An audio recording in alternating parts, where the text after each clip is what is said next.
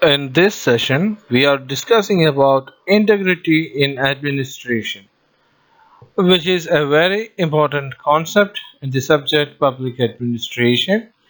Here we will be discussing about the administrative aspects which are being used in the Indian administration. Mainly, we will be discussing about citizen and administration. Integrity in administration. The word integrity means the character of uncorrupted virtues, honesty, sincerity. But in terms of administration, integrity is an aspect which combines together all the departments to work for a common goodness. To serve the public is the essential virtue which the public servants holds. Integrity is considered to be the most essential thing needed for a welfare state because if there is no integrity in the public administration, it will affect the entire structure of the administration. Integrity works only with ethics based on certain principles, moralities, virtues, and all these things ultimately benefits the society. Integrity and administrative ethics are much needed for an establishment of an effective, efficient, and corruptless society. The essential requirements for having integrity in administrations are faith and determinations towards excellence, infusion of ethics, relationship between citizens and the personals, that means the authorities who handles the power, need for character building, impartiality without any discrimination, political neutrality, not going with any political powers or political pressures. So these things are very essential to have integrity in administration. Corruption in administration. The most important thing which affects the administration and its performance is the corruption. Corruptions can be defined as an deliberate or intentional approach of a person or a group for performing certain things for some material gains. This is something which is related to the individual character of a public servant. If a public servant is willing to be corrupt, then because of him, the entire administrative structure is being disturbed. Corruption is the end result of lack of integrity and it lacks ethics where a person performing intentionally for his material gains. Corruption can be in any form. It can be like a bribery, it can be like certain influences over an authority, it can be like getting some rewards for certain works. Finally, these types of things reduces the accountability and efficiency of the administration. And ultimately all these things reflects in curtailing the rights of the people. Ultimately, the governments, the public authorities, public systems, the structures, everything is for the people, and because of these types of corruptions, the rights of the peoples are being violated. The causes for decline of integrity in Indian administration is characterized into certain points. First one is the historical cause. We all know that India was under the colonial rule of British administration and during that time the Britishers holded the higher bureaucratic level jobs and the Indians were only given the lower post with a lower salary. So the personnels who were with the British administration used to get a very low income and these things made them to be corrupt and to get bribes from the people to perform their duties. This situation was even worsened during the Second World War time because there were shortages in salaries, and thus the government servants started to depend on the people for their activities. Environmental cause. This is something which happened in India right after the independence. The urbanization and industrialization process became very fast in India, and because of that, the economic conditions started to play a determining role of determining the status in the society, and thus the government servants were easily fallen into the practices of corruption for a better living conditions. Economic course. There was a time where the civil servants were having a very low level remuneration, and this was the main reason for corruption in India. Rise of living cost and other factors like urbanization, material possessions made the civil servants to depend upon corruption for their daily activities. Lack of strong public opinion against the corruption. As like the corrupt officers, the public is also equally responsible for corruption in India. As we said, all these factors made the people to finalize that corruptions can be given, and it is the public who entertains the officers with bribe. So there should be an strong public opinion among the people against corruption and to eradicate the evil practice of corruption. If the people decides not to give any bribes, this thing can be easily solved in our society. Complicated working of government offices. There are many departments in the government structure, and certain departments like customs, central excise, imports and exports, railway, police, income tax. These departments directly deals with the daily activities of the people, and this working condition itself is a complicated thing which makes the people to give bribe and use the officers to get bribe. So these types of complicated conditions should be regulated. Inadequate laws. The laws and regulations in our nation is not that effective to deal with the matters of corruption. The penalties are very minimal, whereas the trials to punish the corrupted officers is a time delaying process. So these types of inadequacy also affects the integrity and also promotes corruption. Protections to public servants. The Article 311 of Indian Constitution itself protects the civil servants with certain conditions. These types of things are also hindering the punishment towards corrupt officers. The higher officials also supports the lower officials so that the problems won't get into the public and it will be easily solved in the department itself. So these types of things also affects the integrity.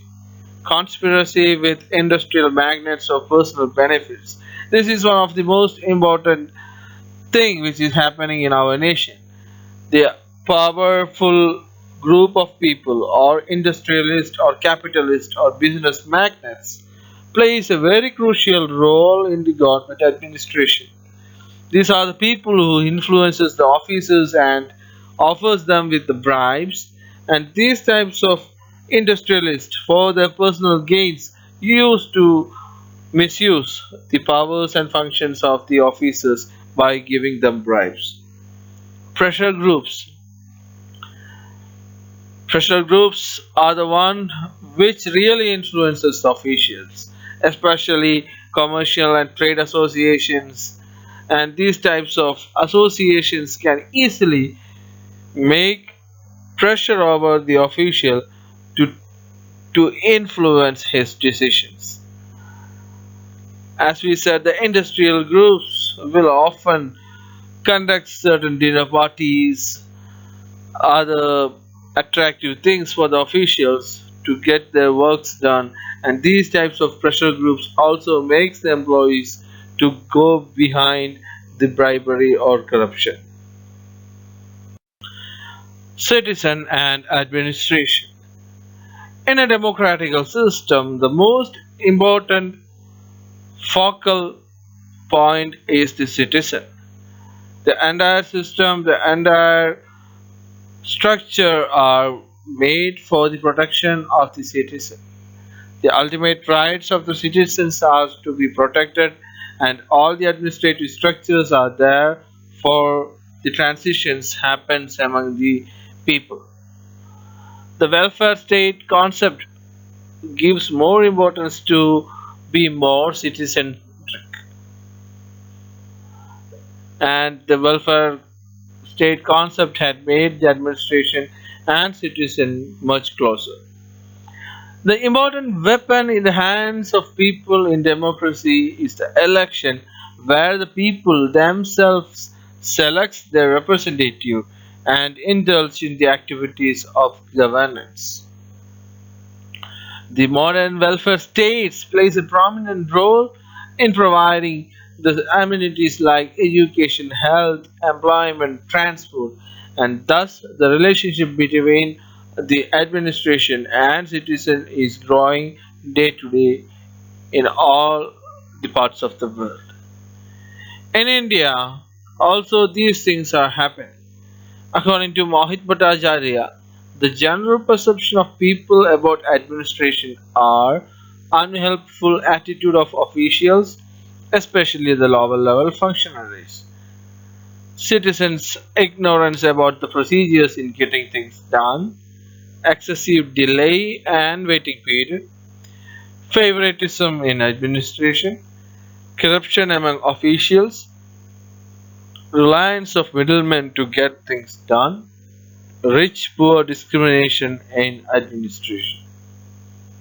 So these are the things which are there or seen in the Indian administrative perspective. Citizens control over administration. Citizens control over administration is the most essential thing which is needed in a democracy. The people's participation is the most essential thing which makes the democracy more effective. The people's participations and influence over the administration makes the entire system to be more effective and to be more citizen centric. The supremacy of the people in administration is a key concept of democracy.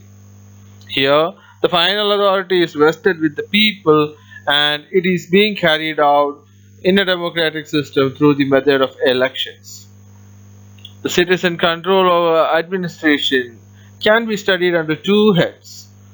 First one, participation in general administration. Second one, participation in development administration. Participation in general administration. This is the most essential thing which is needed in a welfare state or in a democratic state where the people directly involves in the activities of governance. The first one is elections. We all know that the democracy mainly lies on the process of election where the people makes themselves in selecting their representative. It is the form where the people ensures their participation in administration and also the people showing their support over the administration. The periodic elections are very essential and it is the process which strengthens the confidence of the people over the administration. Recall, This is a system which is prevailed in a direct democracy, where the citizens can remove an elected officials before his tenure ends. The recall facilities are not that effective in India right now, but in some other nations like Switzerland and all, we have these provisions. Pressure groups. Pressure groups are the most important key players which have a major role in general administration. The pressure groups include trade unions, students union, voluntary agencies, and also the institutions which works for the welfare of the people. So these types of groups will work or put pressure over the government over certain demands which will be for the benefits of the people. Advisory committees. In certain conditions, the government used to put certain advisory committees which consist of the citizens and representatives of special interest. These committees will thoroughly study over the matter and will submit some reports to the government where the government can frame its policies based on the recommendations given by these types of committees. Public opinion. Public opinion is very essential for the people's participation in administration. The independence and freedom of the media is the most essential thing which is there, and it is considered to be a most essential thing of democracy.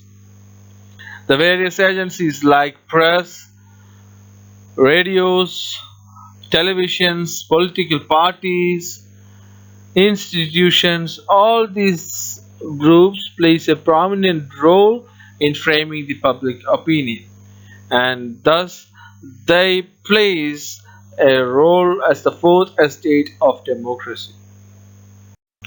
Participation in development administration. The people's participation in development administration means the direct involvement of the people in the process of administration and bringing socio-economic change in the society. Here, the people's participation is ensured through the mechanisms like panchayat institutions, cooperative institutions, service societies, and voluntary organizations. The participations are ensured based on certain programs where the people delivers their will and wish. The opinions of the people will be considered, and this is to establish a socio-economic culture and ecological aspects in the policies and programs of administration. All these things should be relevant for the people, and these types of institutions plays a prominent role in protecting all these aspects. It also hinders the rich people in hijacking the rights of the weaker sections.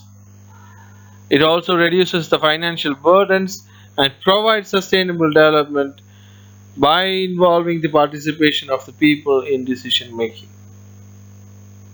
It also reduces the corruptive practices which is prevailed in the administration and makes the administration more transparent and people friendly. The dimensions of people's participations are participation in decision making, participation in implementation, participation in monitoring and evaluation, participation in sharing benefits. Legal framework to check corruptions.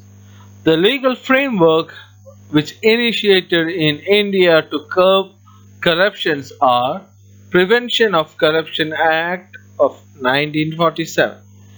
This act defines the scope of corruptions among the public servants, and its aspects are in regards to the misconducts of the duties by these public servants. It also prevents the public servants from getting any sorts of rewards and a prescribed things have been mentioned in IPC section 161. This act was mainly intended to make some regulations and code of conduct for the public servants in India. Civil servants conduct rules. The government employees in India are governed and managed by certain sets of code and conducts. And these code of conducts are All India Service Conduct Rules 1954, Central Civil Service Rules 1955, Railway Services Rules 1956. Santhanam Committee Report. The Santhanam Committee Report on Prevention of Corruption was a very important thing which happened in India. It was appointed in 1962 and it submitted its report in 1964.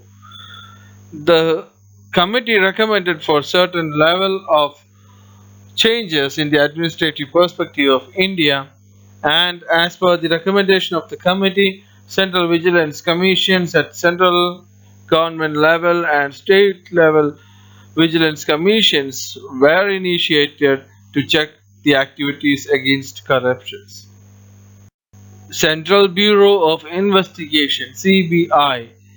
The CBI was established in the year 1963 under the Ministry of Home Affairs. Now it is under the Department of Personal and Public Grievances and Pensions. CBI is an independent body which investigates over the matters of crimes and other matters related to the bribery of central government employees which affects the national interest. This is a body which is considered to be the most effective machinery to perform certain investigations in the land. Central Vigilance Commissions. The Central Vigilance Commission is a statutory body which was established in the year 1964. The powers of Vigilance Commissions includes the central government, public undertakings, corporate bodies and other municipal organizations which comes under the government of Delhi. The Central Vigilance Commissions directly investigate over the complaints against the public servants about corruptions, and it performs an advisory functions in matters related to the discipline of the central employees. It also asks the Central Bureau of Investigation (CBI) to investigate on certain matters which affects the integrity of the government systems in India, and thus it also plays a very important role in curbing corruptions in the land. As like the Central Vigilance Commissions at the central government level, all the states are also envisaged with a state vigilance commissions at the state level to curb the corruptions and other activities to be happened in the state. Institutions of Lokpal and Lokayukta. The Central Administrative Reforms Committee recommended to constitute the Institute of Lokpal and Lokayukta to redress the public grievances. Lokpal.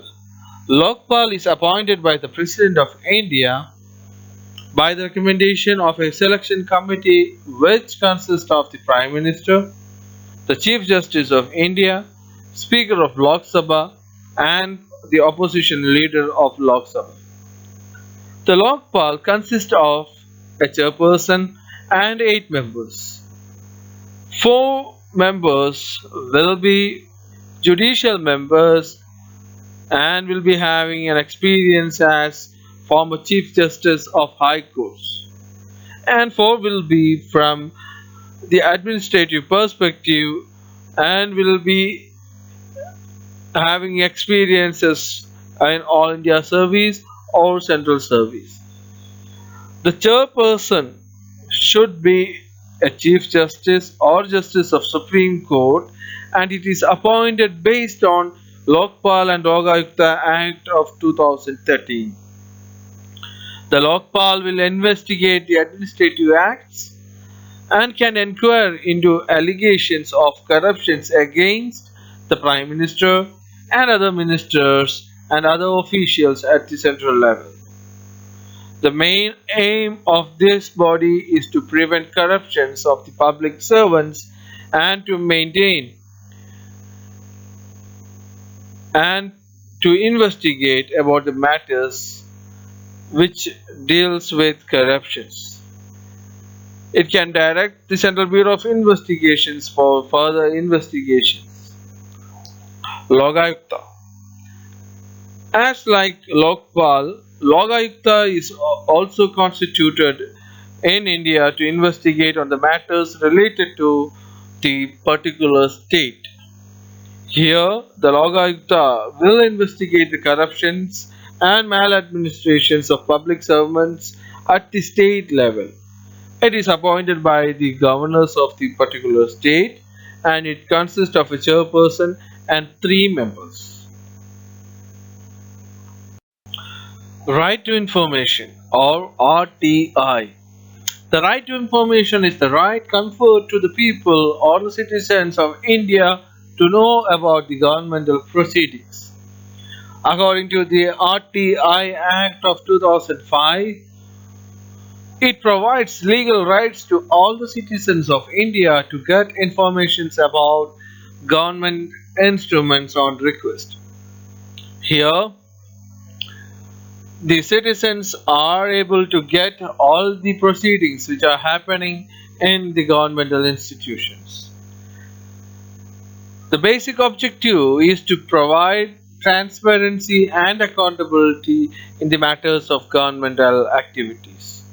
The right to information in India are governed by 2 major bodies. Central Information Commission (CIC).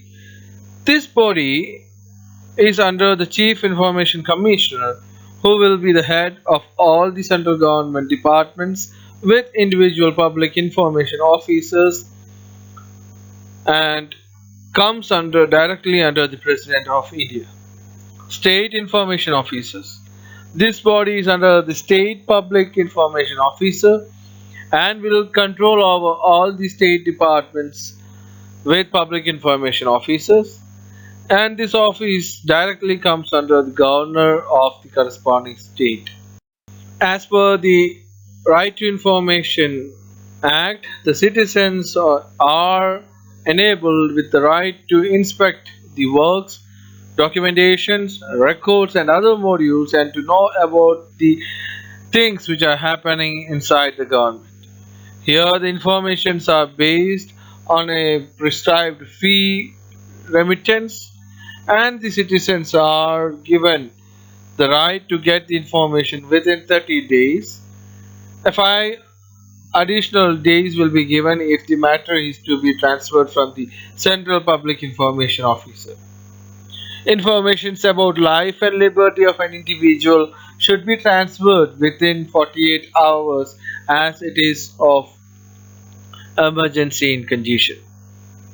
An application can be rejected if it affects the sovereignty and integrity of India, the security, strategic, scientific and economic interest of India. Information regarding intellectual properties and commercial confidentialities won't be provided, and the Act also provides the citizen to get details about central, state and other organizations funded by the government.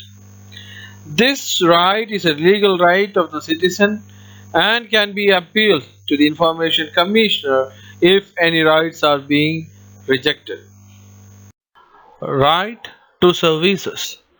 The right to services in India ensures time-bound delivery of public service to the people of India. It authorizes to punish the wrong officers who fail to deliver the service to the people on time and also protects the rights of the people to get the essential services from the government within a stipulated time. This service was first initiated in the state of Madhya Pradesh and then it was followed by Bihar and so many states in India has implemented the right to services.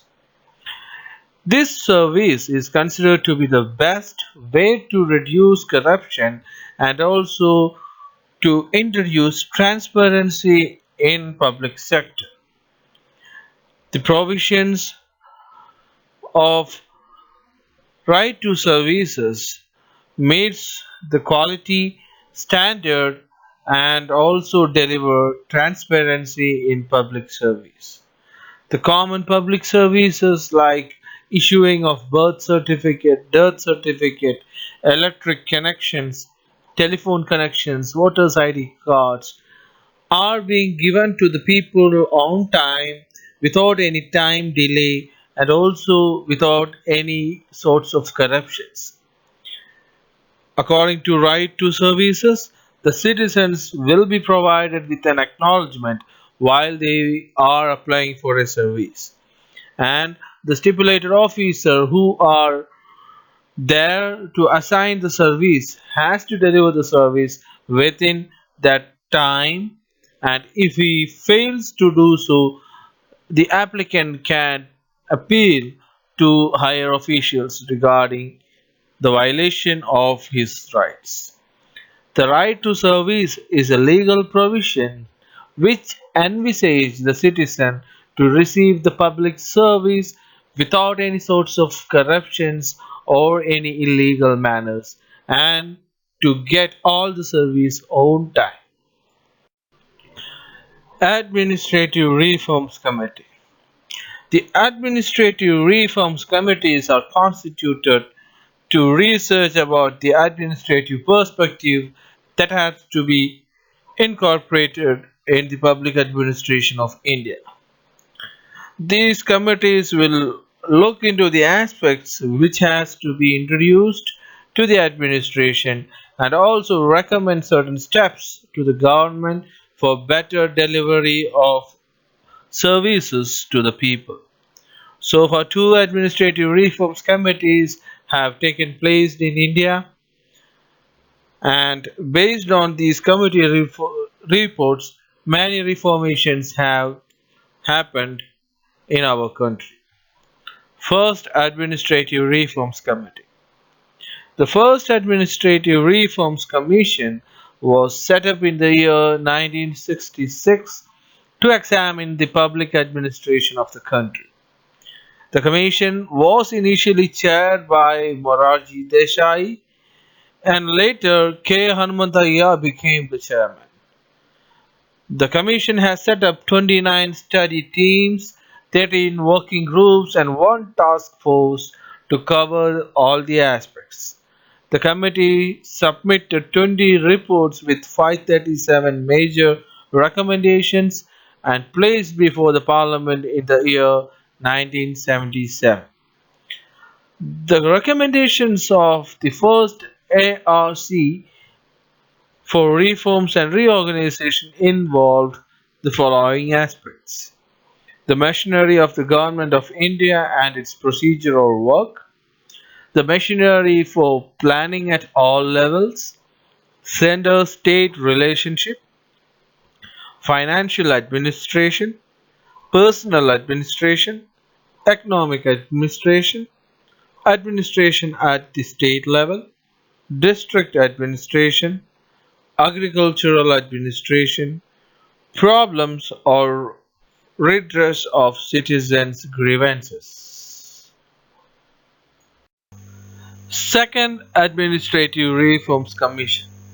The Second Administrative Reforms Commission was constituted in the year 2005 under the chairmanship of Veerappa Moily. The commission was requested to suggest measures to achieve a proactive, responsive, accountable, sustainable and efficient administration for the country.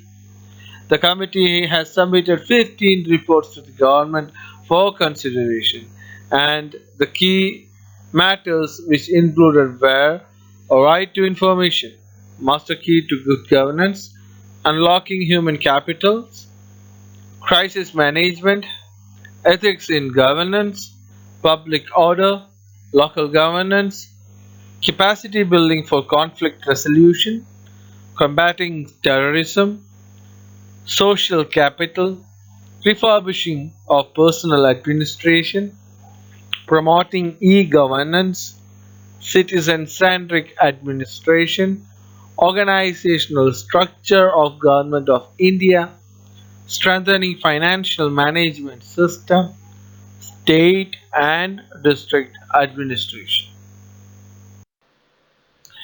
By this, we have reached the end of the session.